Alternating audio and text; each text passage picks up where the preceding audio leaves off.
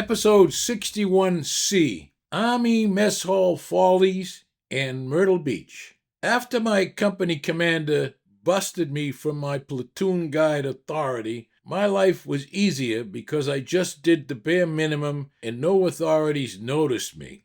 However, I bitched and moaned about military life with the rest of the soldiers, maybe even a little louder.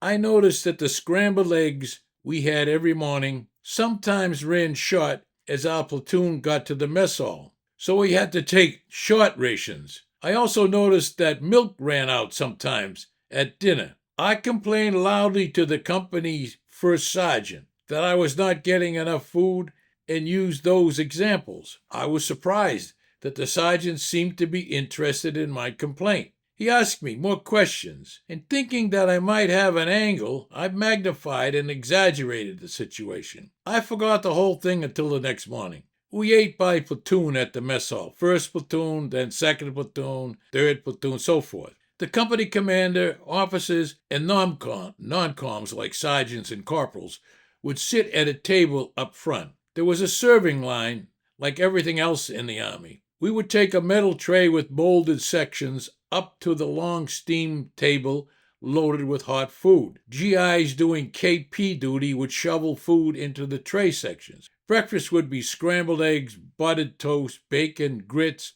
home fries, all spooned onto your tray. Orange juice and coffee were available at another station. Then you would bring your tray back to the table where your buddy sat to chow down. That morning after my complaint, I noticed a little stir at the officers' table as I got near the steam table. Unusually, the mess sergeant, the little eggplant-colored black guy who always wore white cook's clothes and a white beanie kind of hat, was standing near the serving line close to me. The first station was the scrambled eggs, and when I stuck my tray out, it was heaped with twice as much as anyone else got. I figured it out immediately, and as I went down the line, I played like I was still not getting enough, even though the amount of my food on my tray at every station was overwhelming. Picking up the challenge, I loudly complained that expecting a GI to run all those miles and march all that distance while being shorted on food was unfair. All the other privates became aware, and the mess hall was alive with conversation, with everyone pointing to me and nodding toward me. This was fun for everyone. The mess sergeant was very aloof and had never gone near any grunt's table before, but he personally came over to my table with 2 more glasses of juice and left a coffee pot next to me. I said something like, "It's about time." I now had to eat all that food to keep face. I was a big eater. In fact, one of the few things I liked about the Army was the amount of food and the unlimited seconds. I also liked eggs and bacon, which I almost never got at home. I weighed 156 pounds when I reported to Fort Dix, and I weighed 180 pounds when I finished Fort Jackson. Much of that was muscle, but a lot was gained by eating well. With a big audience, I ate everything on my plate and all the juice. The grunts applauded me as I finished. Every day we did calisthenics, marched, ran, practiced hand-to-hand combat, climbed obstacle courses, did target shooting, all of it burning calories. That morning I was stuffed with food, but still did everything all the others did. I knew that lunch was coming, and I did not know where I was going to put that coming meal. Lunch was not as big a meal, and I got through eating the same overloaded tray because sandwiches, soup, and milk with cookies were the fare. I was somehow able to clean my plate again. And again, the enlisted men applauded. It was becoming an eating contest with a grunt against officer contest. I lasted 2 full days, 6 meals, without throwing in the towel or throwing up either. On the 3rd day's breakfast, I announced loudly as I approached the steam table that I was going on a diet, and my food intake was going to be less if that was all right with the mess sergeant. All the grunts moaned and groaned, but the officers and the non-coms were happy that they beat me. But I think I won also.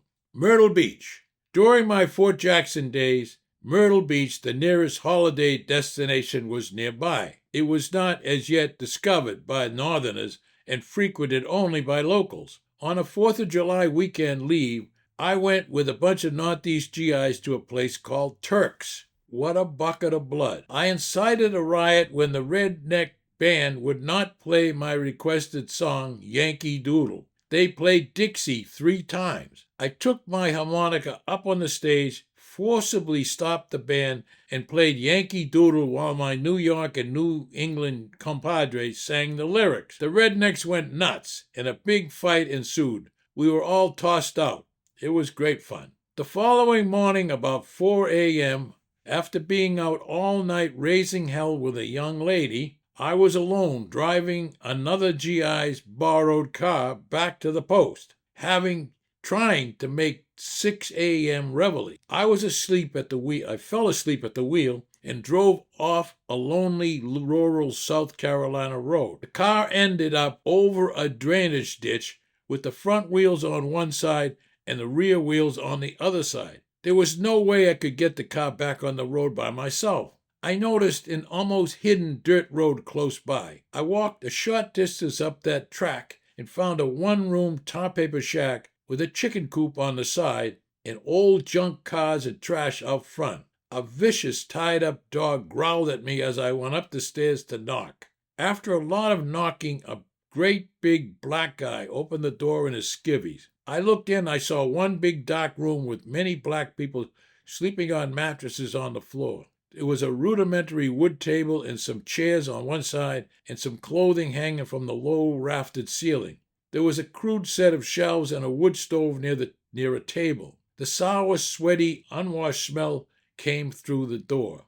I was dressed in civvies, and it was as polite as I could be in telling him about my trouble. He asked me to repeat myself, probably because my Boston accent made my explanation hard for him to make out. I had the same problem with his accent.